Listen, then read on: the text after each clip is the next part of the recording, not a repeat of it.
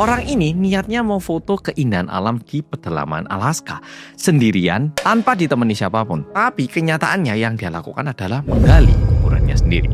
Langsung tak ceritakan. Orang yang mau aku ceritakan kali ini adalah seorang laki-laki bernama Carl Mecken, mantan prajurit angkatan darat yang bertugas di Perang Dunia Kedua dan di tahun 1980 menjadi seorang fotografer. Dan di bulan Maret tahun 1981, Carl ini nyewa sebuah pesawat untuk nganterin dirinya ke Brooks Range, sebuah wilayah terpencil di pedalaman Alaska. Nah, awalnya Carl ini berencana untuk tinggal selama 5 bulan sendirian untuk mengabadikan beberapa foto yang belum pernah diabadikan oleh fotografer lainnya. Istilahnya kayak aku mau menjadi orang pertama yang mengambil foto-foto keindahan alam. Nah, awalnya mau kayak gitu. Dan untuk menyelesaikan misinya dengan baik, Carl juga menyiapkan bekal yang sangat banyak.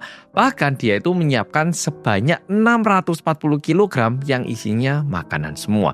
Bayangkan, makanan sebanyak 640 kg. Kita ke pasar beli daging paling berapa ya? Banyak-banyak, 1 kilo, 2 kilo. Ini 640 kg ya, tentunya ada beras dan lain-lain. Tapi bayangkan segitu untuk satu orang. Gak cuma itu, Carl juga membawa beberapa persediaan senjata untuk menjaga dirinya sendiri, yaitu 2 senapan beserta peluru cadangan. Jadi dari makanan, senjata lengkap. Sesuai dengan rencananya, Carl ini beneran diantar ke Brooks Range dan menghabiskan waktunya 5 bulan. Dan dia berhasil mendapatkan foto yang dia harapkan, ya maksudnya sesuai dengan ekspektasinya. Dan mungkin karena saking apiknya, Carl ini menghabiskan film sebanyak 500 roll. Dan di saat Carl udah siap-siap untuk pulang, dia udah beres-beres, semua udah di packing gitu dan nunggu untuk tanggal kepulangannya. Anehnya tidak ada satupun pesawat yang datang untuk menjemput dirinya. Dan di situ Carl baru ingat, Carl itu emang udah punya tanggal pasti buat dia dijemput kembali dari Brooks Range. Tapi sayangnya itu cuma ada di kepalanya aja.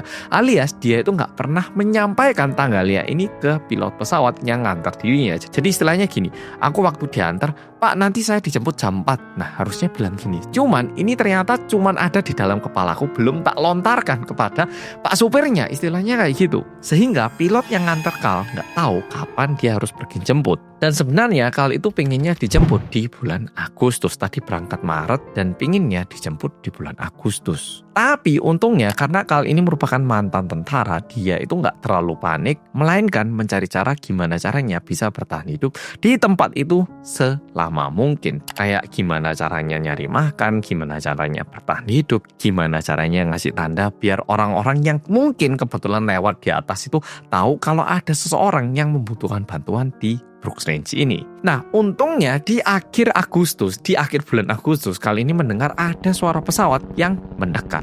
Dan pas dia lihat, ternyata emang bener ada pesawat yang lagi kayak patroli di atasnya gitu. Dan Carl berusaha untuk melihat lebih jelas ini pesawat apa gitu. Dan ternyata merupakan pesawat milik kepolisian. Sehingga Carl ini berusaha sekeras mungkin untuk mendapatkan perhatian dari pesawat itu.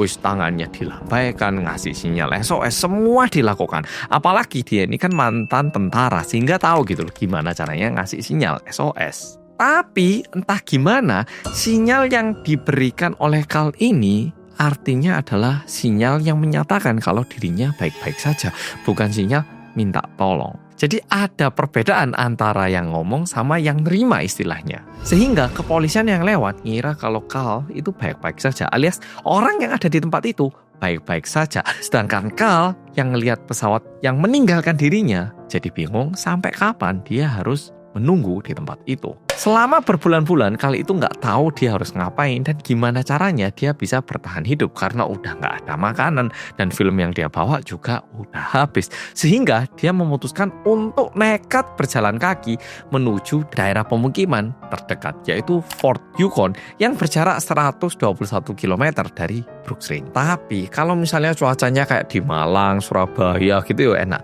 Nah ini kan di Alaska ya, jadi musimnya itu musim dingin yang nggak karu-karuan, bahkan saljunya pun tentunya udah nggak karu-karuan. Udah gitu kalau bulan November itu katanya lebih banyak lagi saljunya.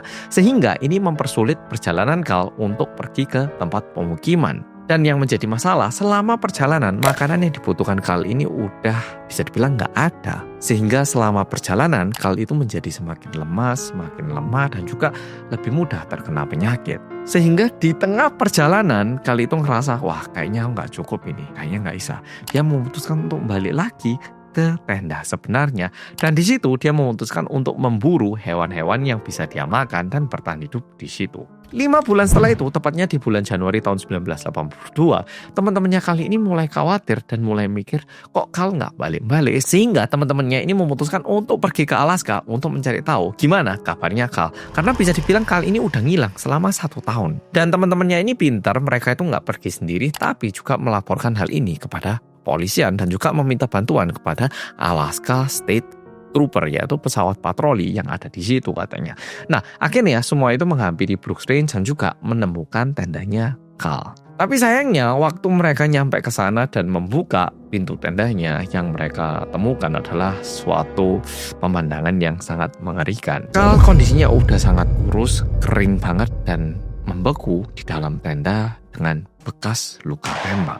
Dan disinilah semua mulai terbongkar. Karena saking gak kuatnya Carl memutuskan untuk mengakhiri hidupnya sendiri dengan cara menembakkan senapan ke dirinya sendiri. Jadi saking dinginnya udah terlalu sengsara, lebih baik meninggal. Nah, keputusannya kayak gitu. Di samping Carl yang udah meninggal juga ada kartu identitas dan juga sebuah buku.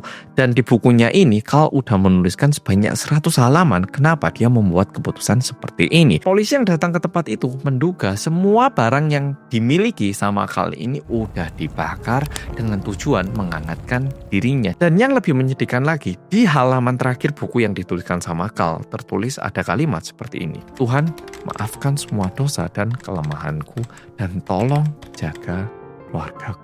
Nah, kalau Pol-Pol jadi Carl, kira-kira apa yang bakal Pol-Pol lakukan? Terperangkap di situ, nggak ada alat komunikasi, makanan juga terbatas, barang-barang juga terbatas, kondisi tubuh kita semakin ngedrop. Kalau kamu yang jadi Carl, kira-kira apa yang bakal kamu lakukan? Tulisin di komen.